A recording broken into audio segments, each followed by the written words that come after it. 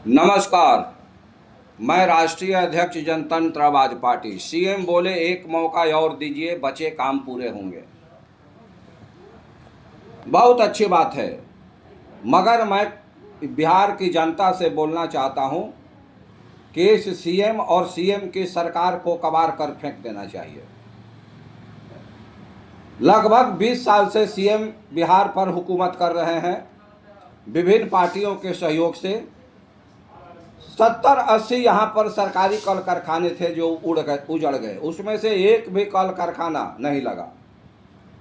वहीं दूसरे भी कल कारखाने बिहार में नहीं लगे। नतीजा है कि बिहार के लोगों को हर रोजगार के लिए पलायन करके दूसरे देश प्रदेश में जाना पड़ता है।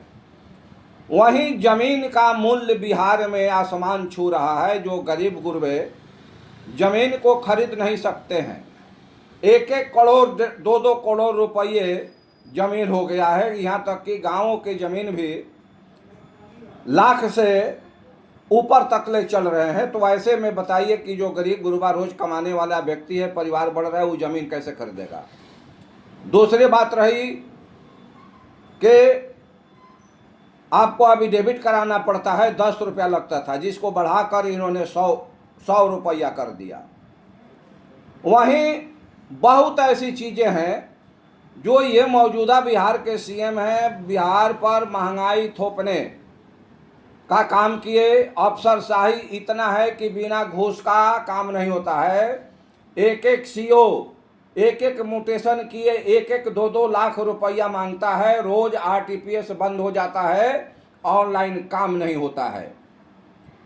ड्राइवरी लाइसेंस 200-400 में बन जाता है, जिसका 6-7 हज़ार रुपया कर दिया गया है। तो इस तरह से ये सरकार ने बिहार की जनता पर लाचारी थोपने का काम किया। मैं बिहार के लोगों से मैं कहूँगा कि ये लोकतंत्र है, राजतंत्र नहीं है कि 50 साल तक आप ही सीएम एमपी एमएलए मंत्री बने रहेंगे। इसलिए मौजूदा सीएम को बिहार से कबाड़ दीजिए, भगा दीजिए। धन्यवाद। साथ ही मैं यह भी कहूँगा कि बिहार के लोहारों का आरक्षण ये सीएम जो है छीन लिए। इनके जो अधिकारी हैं जानबूझकर सुप्रीम कोर्ट में केस हार गए और इन्होंने 5 लाख रुपया दंड भी भुगता कर दिया। और ये रिव्यू में जाएंगे करते करते ये रह गए। तो आखिर में लोहार जो है इस समाज, इस बिहार की जो जनता वोटर है लोहार, इनको वोट क्यों देगा।